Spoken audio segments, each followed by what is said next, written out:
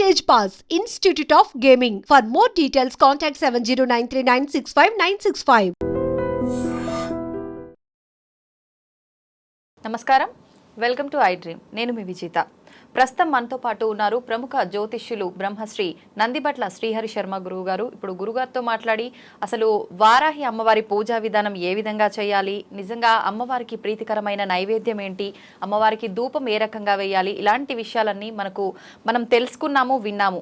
మనకు తెలియని మరిన్ని విషయాలు ఇప్పుడు గురుగారితో మాట్లాడి తెలుసుకోబోతున్నాం. నమస్కారం గురుగారు.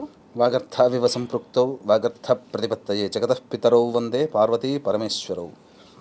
సదాశివ సమారంభాం శంకరాచార్య మధ్యమాం అస్మదాచార్య పర్యంతం వందే గురు పరంపరాం.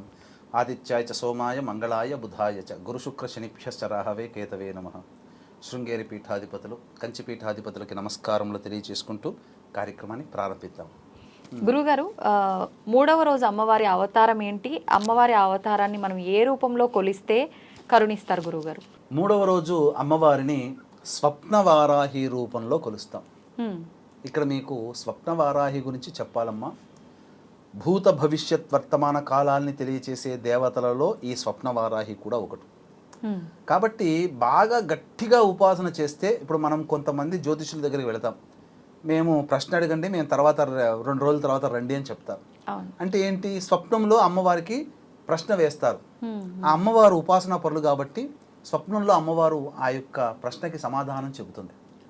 అంటే భూత భవిష్యత్ వర్తమాన కాలనగా ఈ అమ్మవారిని, ఈ వారాహి అమ్మవారిని 3వ రోజున ఈ స్వప్న వారాహి రూపంలో ఎవరైతే కొలుస్తారో జరగబోయే సంఘటనలన్నీ కూడా చూచాయిగా తెలుస్తాయి, కనిపించవు, తెలుస్తాయి. 6th సెన్స్ అంటారు కదా, అది ఉపయోగపడుతుంది ఇక్కడ. ఈ అమ్మవారిని రాత్రి దేవత అని అంటారు. ఈ అమ్మవారు లక్ష్మీ అమ్మవారి యొక్క అవతారం. వారాహం అవతారం అంటేనే లక్ష్మీ అమ్మవారు. కాబట్టి ఈ లక్ష్మీ అవతారమైనటువంటి వరాహ దేవత యొక్క రూపాలలో ఈ స్వప్న వారాహి అత్యంత విశేషమైనటువంటి ప్రసిద్ధమైనటువంటి అవతారంగా చెప్పబడి ఉంది. ఇక ఈ అమ్మవారు ఎలా ఉంటుందంటే, చీకటిలో మేఘాలతో కప్పబడి ఉండి 3 కళ్ళతో ఉంటుందట. త్రినయని అట అమ్మవారు. అలాగే మనకు ఈ అమ్మవారు గుర్రాన్ని వాహనంగా చేసుకుని ఉంటుందట. అయితే సాధారణంగా ఏ ఫోటో చూసినా అమ్మవారి కిరీటంలో నెలవంక ఉంటుంది కదమ్మా. కానీ వాస్తవానికి అసలు వరాహ రూపంలో ఉన్న ఏ అమ్మవారికి కిరీటం ఉండదు. ఒక్క స్వప్న వారాహి అమ్మవారికి మాత్రమే కిరీటములో నెలవంక ఉంటుంది.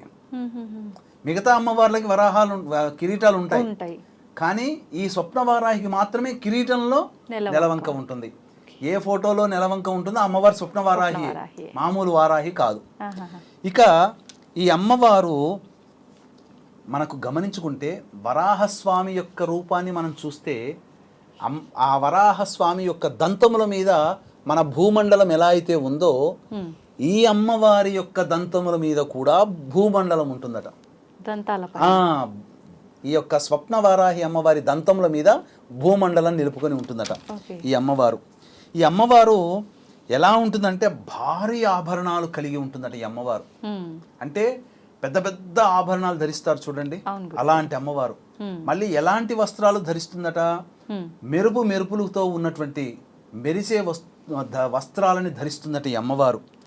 ఇక ఈ అమ్మవారి యొక్క 4 చేతులలో, ఒక చేతిలో పాము, ఇంకొక చేతిలో మేక, ఇంకొక చేతిలో కత్తి, ఇంకొక చేతిలో డాలు కలిగి ఉంటుందట ఈ అమ్మవారు.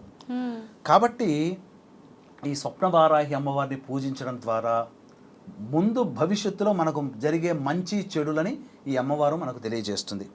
ఈ యొక్క అమ్మవారికి బెల్లం పాయసం, కొబ్బరి అన్నాన్ని నైవేద్యంగా పెట్టాలి.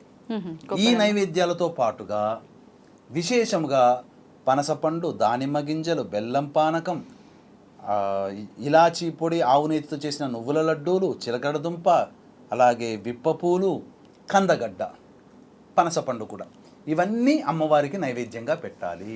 ఇక ఈ అమ్మవారి యొక్క పూజ చేయడం వల్ల ఏం జరుగుతుంది అనంటే, శత్రువులకి మన మీద ఉండే కోపం తగ్గిపోతుంది.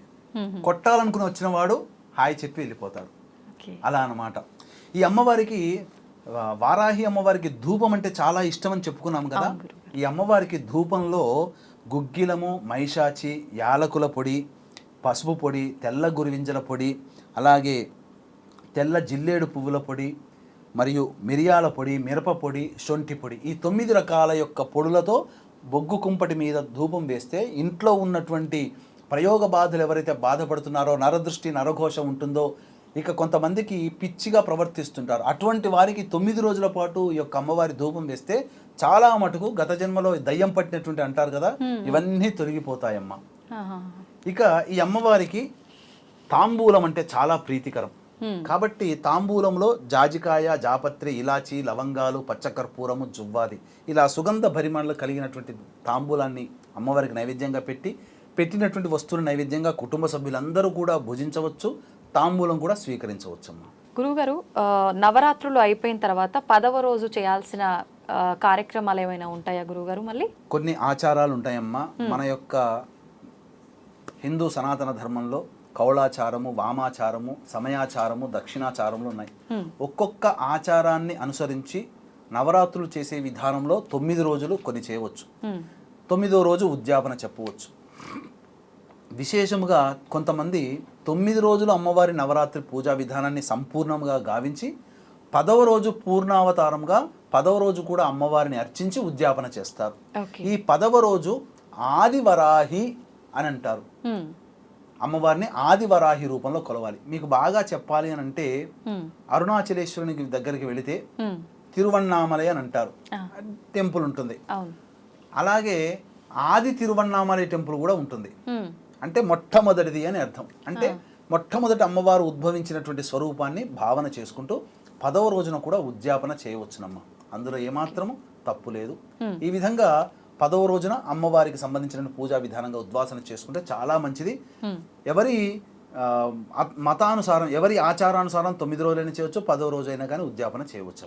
వారాహి అమ్మవారి గురించి అనగానే అందరూ అంటే పూజ, నైవేద్యము ఇదొక్కటే గురుగారు.